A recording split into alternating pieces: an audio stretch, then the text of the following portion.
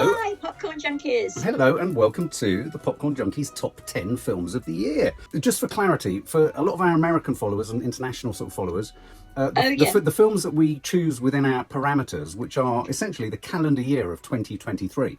So it's whatever we saw on the Popcorn Junkies YouTube channel from the 1st of January 2023 through to December 31st, 2023. So it's whatever we see within our year, because I know, you know, for America, a lot of films are released much earlier, like the previous year. Often I get this refrain from people going, why isn't such and such in your list? And so, for example, I can think of a few that are coming out, like The Holdovers hasn't been released here yet, so we couldn't include that in this year. That will go into next year. So lots of films that are already going to be sort of up for Oscars next year in America, this year now, 2024 in America, we won't have seen until 2024, so they're not sitting within this. Do you see what I mean? So, you know, the release time on films is very different here in the UK. What feel like omissions aren't, they're going to pop up next year, which is going to be odd, because there are some films in this list that feel very much like last year or 2022, but are in fact 2023. Let's start with number 10, and I'm going to throw this straight at you, Mum. What's your number 10 and why? I've got two sharing number 10. Do you can't mind? do that. So one, Killers of the Flower Moon. Number 10. Number 10. Right. Number 10. Stroke, and you won't believe this, but it's Reality. Reality, I was so surprised. That could come under a big surprise as well. I think I did put it as a surprise. I knew nothing about it. Yeah.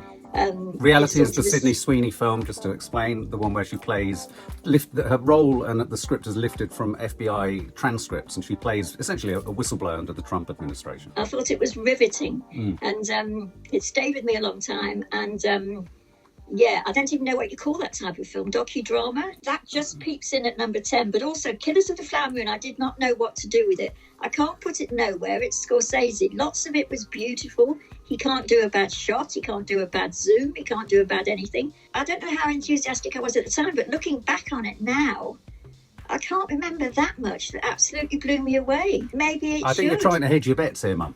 Okay, well, poor Scorsese's landed on the floor then. Oh, right, okay. So bye, Scorsese. Okay, so at number 10 we've got what? Reality? Reality, yeah. Okay, well, my number 10 is Women Talking. This was very much a film in America for the year before. This was the film in set within a Mennonite community. It was very uncinematic, really. It was more like a play. Yeah, it was. A huge cast of women, Jessie Buckley. It was almost like a tone poem. There was something about it that was sort of mesmerizing, and you know, it was about women kind of pushing against this incredibly controlling, abusive, they were being drugged, raped and taken advantage of by the men in their community. And I just found it was actually, for me, what's odd about this year's list of films is quite a few of them are quite uncinematic in the obvious sense. Yeah, and that was uncinematic, but it was incredibly thought-provoking, and it stuck with me. My number 9 is Dream Scenario. Oh, okay. Which I absolutely adored. I mean, you went to see it before me and said that, I don't think you even said it was good, you just said it was interesting, like, because we never give it away. Well, you never give it away. And I was absolutely blown away, because I think it's so good. I mean, I don't even know how to explain it to people. It's sort of, it's a film about a man's psychology, and it's about what he thinks he is, and it's all shown through dreams. And I mean, it's a ridiculous plot. It stars Nicolas Cage, but Nicolas Cage not doing what he sometimes does, where he's just silly, but very good silly. But he's really acting normal, and he's totally convincing. And one of the first things I thought after the first quarter of an hour was, oh my God, I forgot Nicolas Cage can act. Yeah. But it's a great film. I loved it. Oh, I loved the way it was told. I loved the way that, yes, that was that also could come under a surprise, because it was a total surprise to me. Yeah. But I loved it, yeah. My number 9 is The Creator. By Gareth Edwards. This wasn't a perfect film in any way, shape or form. But for me, it was a film that was trying to do something incredibly bold and incredibly brave. And in many respects, it kind of succeeded. It was a sort of, dystopian, futuristic, sci-fi type thing, directed by Gareth Edwards, starring John David Washington, Gemma Chan. Again, as I say, a lot about this didn't work. But for me, this felt like a shot across the bow of Hollywood, where franchises that have stupid amounts of money thrown at them, and this wasn't cheap, but it was in no way as expensive as a Marvel film, This managed to build a universe and build a sort of a believable kind of fictional space. It was empire building without having a sort of written material or any other previous film to kind of refer to. I was getting the best of District 9 and things like that from it. So for me, it was an incredibly inventive.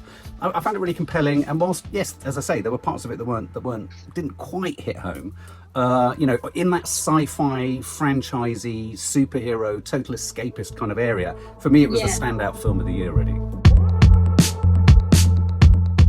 So number 8, shall I do my number? You tell me your number 8 first. So my number 8 is, riffing back to, from the same director as Dream Scenario, is Sick of Myself, which I thought was a neat sort of worst person in the world type comedy. Is it Norwegian, I think? It was riffing on the whole idea of narcissism, the lengths to which a young woman would go to be centre of attention, for everything to focus on her, not liking the fact that she's with a sort of more successful, artist, and it's satirical, and I don't feel that there's enough either in film or on telly or in streaming series, which deals with satire. And so I thought it was an obviously unrealistic but incredibly entertaining and quite thought-provoking and shocking body horror type comedy about a woman who loses the plot about being seen. It was fantastic. I really liked it too. I don't know if I've put it anywhere now. So that's my number 8. Yeah, I like the fact that, as you say, it was presented in one way, almost like just comedic. The fact that more and more of her kept breaking down. But then it was so serious what they were talking about. Yeah. I mean, it nibbled into that whole idea of the extent to which people will go to self-harm in a sense, to gain views or gain attention. Oh, my number 8. This is going to shock you. Infinity Pool. Wow, I am surprised. Yeah, horror, obviously. Okay. Yeah. But also, I was finding horror, and I didn't even think I knew Infinity Pool. I've forgotten what it was called. But it's Cronenberg's son, obviously. Yeah. And I thought there was so much in it to admire, and I did admire it, and it stayed with me. It was the one where it's a bit AI-ish. It's a bit where it's the Skarsgård, the young Skarsgård. And also the woman that you really like. Mia Goth. What's her name?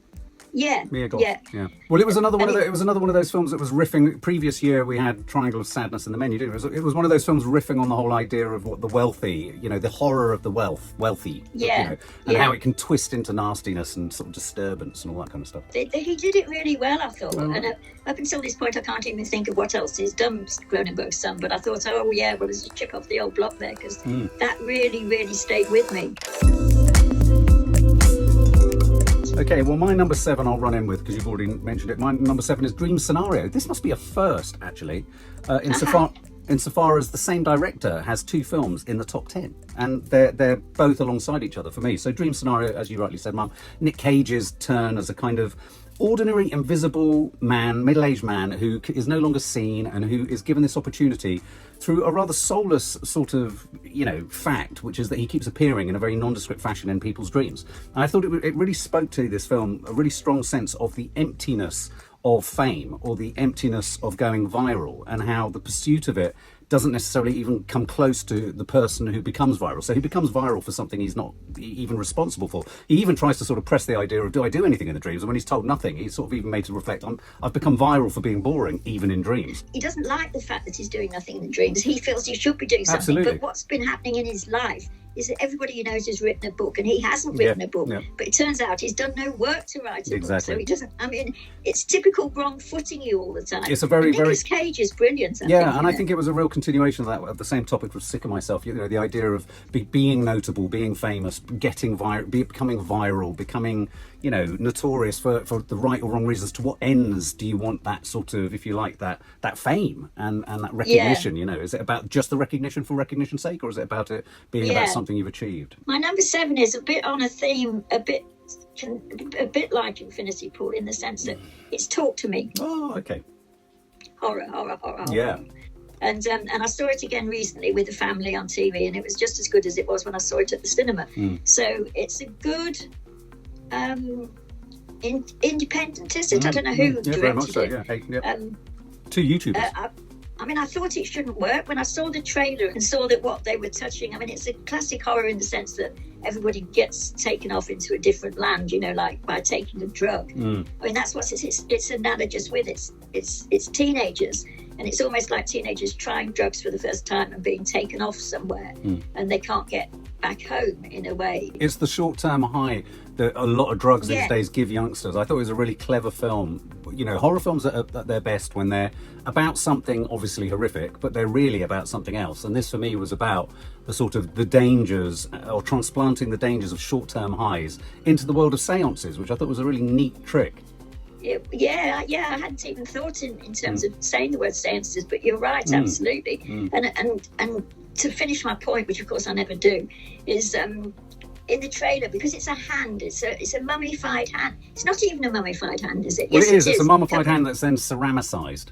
Yeah, and it looks so sort of naff, I thought, that I thought when I saw the trailer, that is not going to work on me at all. Yeah. But of course they explain why it is. It's typical teenager behaviour. People are shoving it in their bags and taking it off somewhere. And I just thought it was, I mean, it sounds a weird thing to say because it is scary when it's scary. I thought it was charming. Oh, well, yeah. It reminded me in tone, Mark, of Bodies, Bodies, Bodies. Yes, it had a similar energy. Tone. Similar energy, you're absolutely right. Yeah.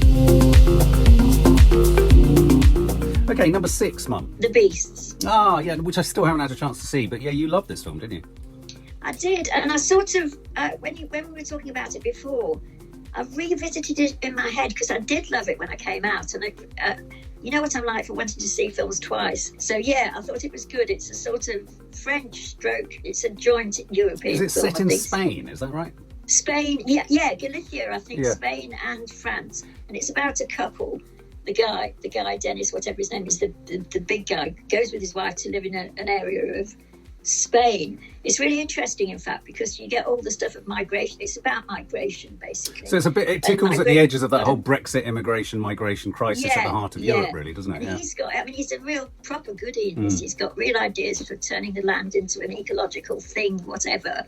But all the locals who are much older and have been there for ages don't want him to do that, and their thing, of course, is who the hell are you? And as in so many of these things, and it's again, sometimes European or even British films can do things so much better than Hollywood in that it's a very slow build, and you don't realise how nasty it's getting. And because you're reading the subtitles and you're thinking, oh my God, what can happen after this?